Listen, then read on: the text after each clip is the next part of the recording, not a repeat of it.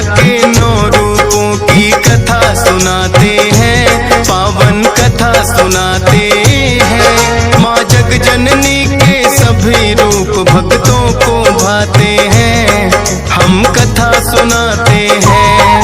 हम माँ दुर्गा के 9 रूपों की कथा सुनाते हैं, पावन कथा सुनाते हैं। माँ जगजननी के सभी रूप भक्तों को भाते हैं, हम कथा सुनाते हैं। नवरात्रों का त्योहार भक्तों को लगाए पार, नवरात्रों का त्योहार भक्तों को लगाए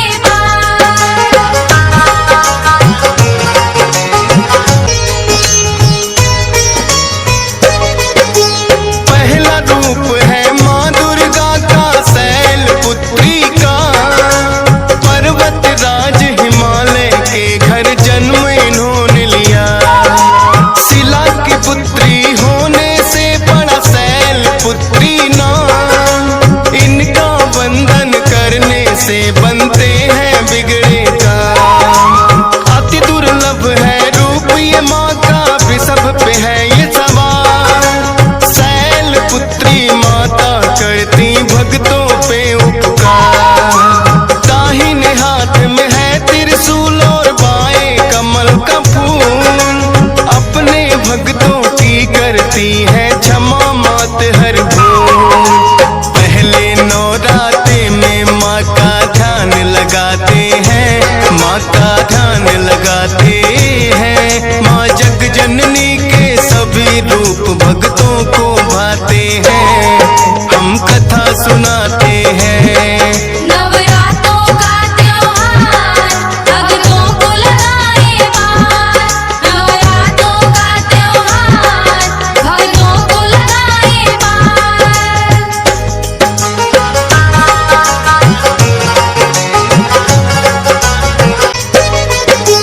दूसरा रूप तो माँ दुर्गा का ब्रह्मचारिणी है, भक्ति इनके रूप की सबको पाए तारणी है। दाएं हाथ में जप की माला, बाएं हाथ कमंडल, सभी तेज पड़ जाए फीके ऐसा है मुखमंडल। कई हजारों वर्ष किया था शिव शंकर का ध्यान, खुद ब्रह्मा जी ने आकर के दिया इन्हें वरदान। ऐसी घोर तपस्या आज तक नहीं किसी ने की, ब्रह्मा जी ने ब्रह्मचारिणी नाम दिया है तभी। दूसरे नवरात्रे में इसके रूप को ध्याते हैं, इसके रूप को ध्याते हैं। माँ जगजननी के सभी रूप भक्तों को भाते हैं, हम कथा सुनाते हैं।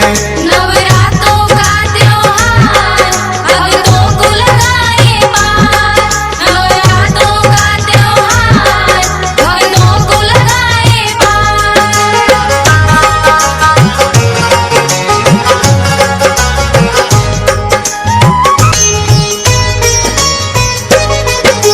चंद्र घंटा माता का करते पूजन तीसर दिन, चंद्रमा के जैसे शीतल हो जाता सबका मन।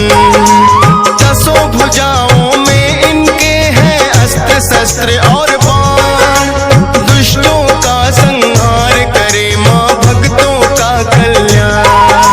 स्वर्ण समान रूप है इनका, सिंह सवारी है, चंद्र घंटा रूप में माता लगती प्यारी है। युद्ध मुद्रा में रहती है ये हरदम तैयार, दैत्यों और दुष्टों का सदा ही करती है संहार।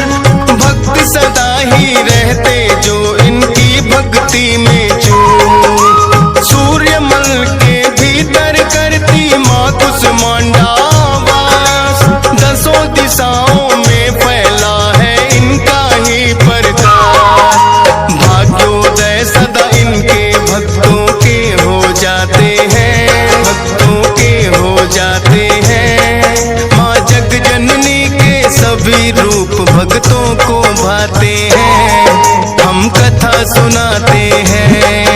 नवरात्रों का त्योहार भक्तों को लगाए पार। नवरात्रों का त्योहार भक्तों को लगाए पार।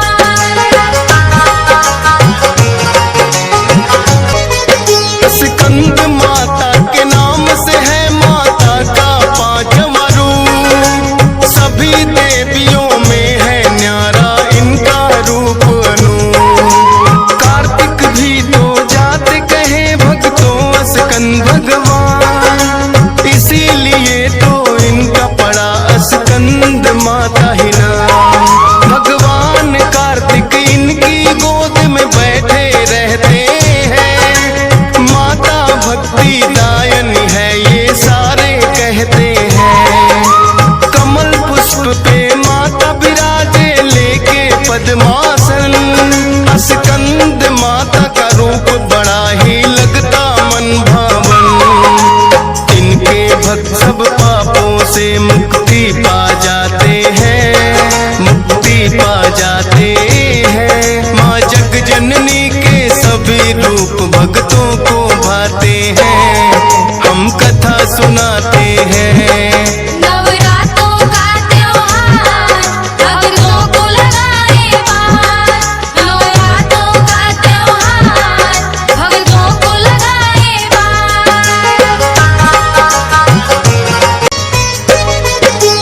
कात्यायनी नाम से पूजे माँ को छठवें दिन। कात्यायन एक ऋषि हुए जिसने तप किया कठिन। कात्यायन के घर में पुत्री बनके तुम आई। आदि शक्ति जगदम्बे की तुम हो परछाई। महिषासुर का बढ़ गया था धरती पे अत्याचार। कात्यायनी का रूप बना के उसको दिया है मार। रूप आपका करता है दुष्टों का सदा संहार।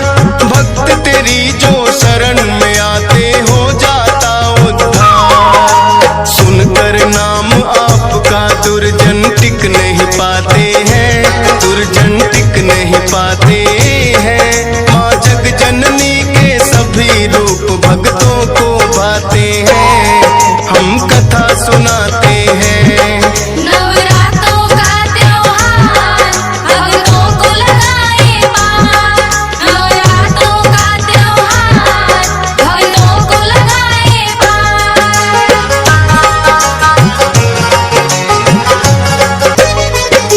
7वां रूप है माँ दुर्गा का काल रात्रि नाम। काली रात की तरह है माता के अंग तमाम। गले कुंड की माला है बिखरे हुए इनके बाल। दुष्ट जनों का बनकर आई है माँ काली काल। लेकिन अपने भक्तों पे माँ कृपा करे है अपार। 7वें नवरात्रे में पूजा करता है संसार। देती है वरदान जो माता जाए ना खाली।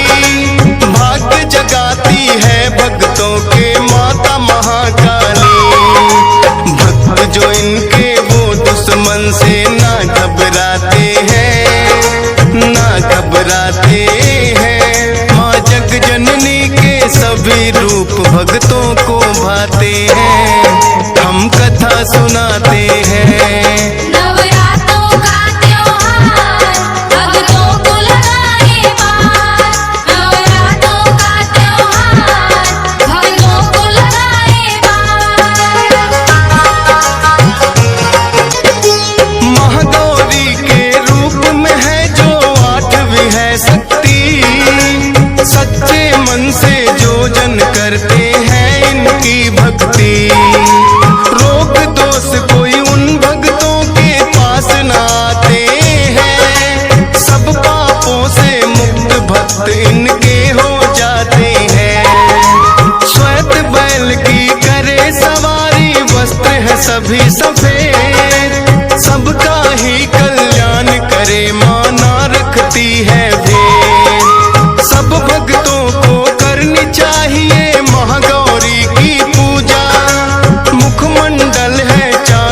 शीतल ऐसा ना है दूजा। आठवें दिन तो सभी भक्त इस रूप को ध्याते हैं, इस रूप को ध्याते हैं। माँ जग जननी के सभी रूप भक्तों को भाते हैं, हम कथा सुनाते हैं। नवरात्रों का त्योहार भक्तों को लगाए पार, नवरात्रों का त्योहार भक्तों को लगाए पार। नौवां रूप है सिद्धिदात्री, सिद्धियों का भंडार। अपने सब भक्तों की माता करती नैया पार। कमल पुष्प पर रहती है ये माता सदा आसीन। इनकी पूजा करने से कोई दुखी रहे ना दीन। नवरातों में पूजे जाते माता के नौ रूप। मिट जाए अज्ञान अंधेरा, खिले ज्ञान की धूप। नौ रूपों का कर दिया भक्तों हमने आज बखान। दियस पाल का कुछ भी नहीं है, दिया आपने ज्ञान। फौजी सुरेश से भूल हुई तो माफी चाहते हैं, माफी चाहते हैं। माँ जग जननी के सभी रूप भक्तों को भाते हैं, हम कथा सुनाते हैं।